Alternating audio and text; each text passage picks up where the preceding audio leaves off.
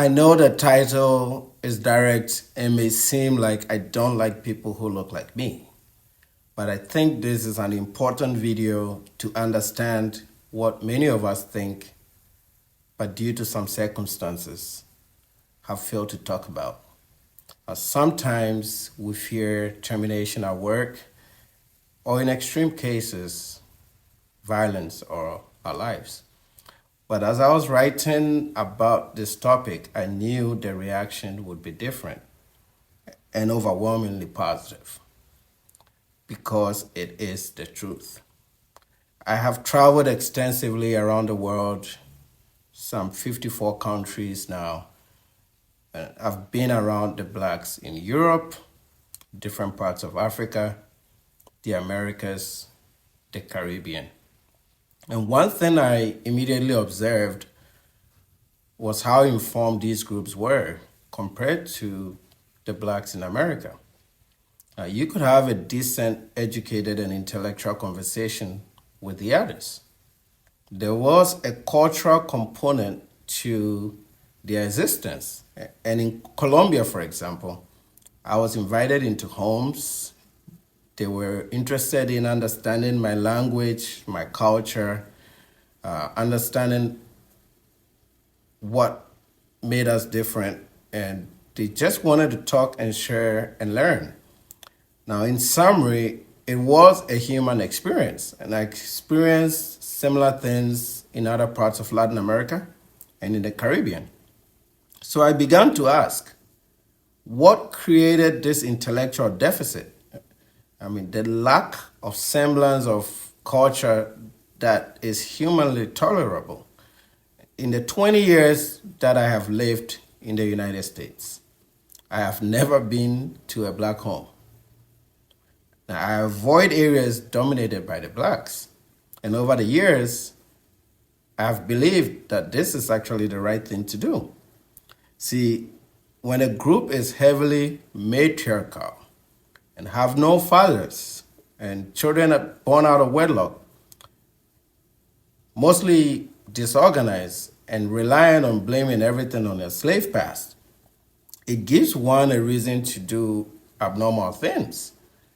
Their leadership is athletes, musicians, corrupt politicians, and in some cases, even drug dealers. These leaders are loud when the cameras are on, but once the lights are dimmed, they are nowhere to be found.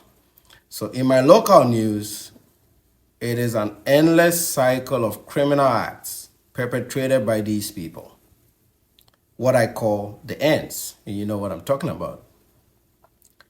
They are different from the few with foundational principles, family, and class. The political people want us to believe that there is more of the latter than the ends, and that is a lie. Single mothers are producing the ends at an incredibly high rate. There is an endless supply of them. They dominate our prisons, they walk aimlessly on the streets, and only know crime. Their brains have been trained from inception to commit crimes.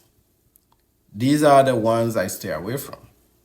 I also raise my children to stay away from these people by enrolling them in private schools, living in exclusive neighborhoods. And of course, it comes at a cost. But the idea is to not introduce my children to the ends and subsequent generations to the ends. My kids don't even know they exist. So in order to normalize some of this population, the Democratic Party and earlier Republican Party policies, like No Child Left Behind, put emphasis on access instead of merit. The idea was that if you can get them through a four-year institution, then you have a higher chance of normalizing them. The issue, though, is majority of this population enrolled in humanities, university studies, as well as liberal arts, which was at par with their intelligence levels. And then corporate America was then forced to accept them with diversity policies. Again, ahead of merit, until corporations started suffering, some became less profitable. So the failure of the diversity, equity, and inclusion complex was an article written by Lily Zhang in the Harvard Business Review. Sorry. And here's a summary. It says, despite the increase in organizations adopting DEI initiatives and the proliferation of DEI firms and practitioners, the big, poorly kept secret is that the majority of these initiatives are less effective than many of them are made out to be. On the other hand, there is a lack of standards and consistency and accountability among DEI practitioners. So it actually became a business. And the other organizations keep asking for and funding interventions that don't work. So I make this video not to say that I hate Black people, but I hate the ants. And unfortunately, the ants are about 85 to 90% of the Black population in America. So we, and including us that have migrated here, instead of avoiding this group, we may have to have frank conversations like this and letting people understand that it's just not going to go away, and we're just not going to accept them for who they are. We need to address the root cause. And at the basis of my understanding of these groups is the lack of family. So all the efforts that Black America has put in has always been to bully white people into giving them money and more and more and more. They haven't actually addressed the root cause of the problem, and they actually know what the root cause of the problem is. But that doesn't sit well with them politically. The corrupt, the Al Sharptons of the world, they just want to make money. So the best outcome here is that all these groups start focusing on family. Not colleges, not education, but family. Once you build a family foundation, the others will follow.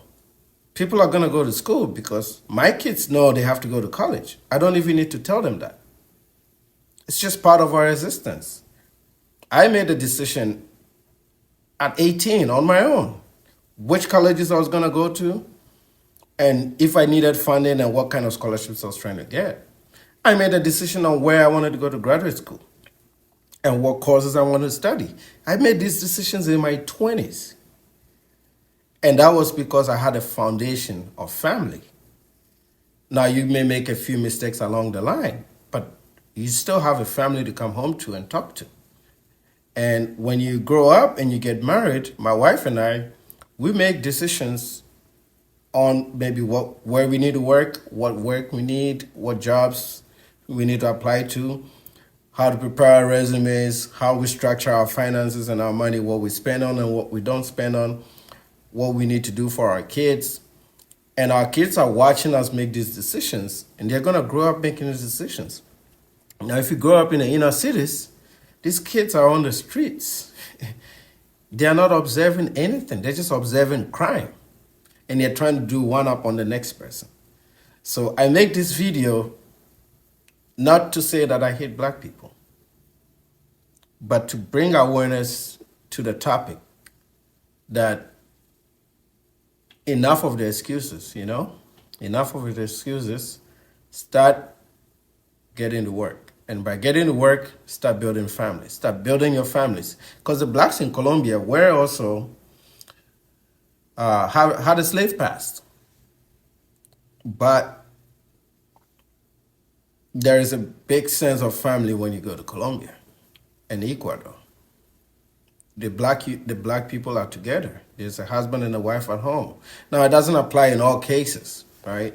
But there's always a sense of family, and that is missing here because our boys are in prison or doing drugs and doing all kinds of extreme things that are really nonsensical. And at some point, somebody has to say something about it. Let me know what your thoughts are in the comment section. This is a free page. You can comment. I want to hear criticisms. I want to hear encouragement. I want to hear diverse array of views.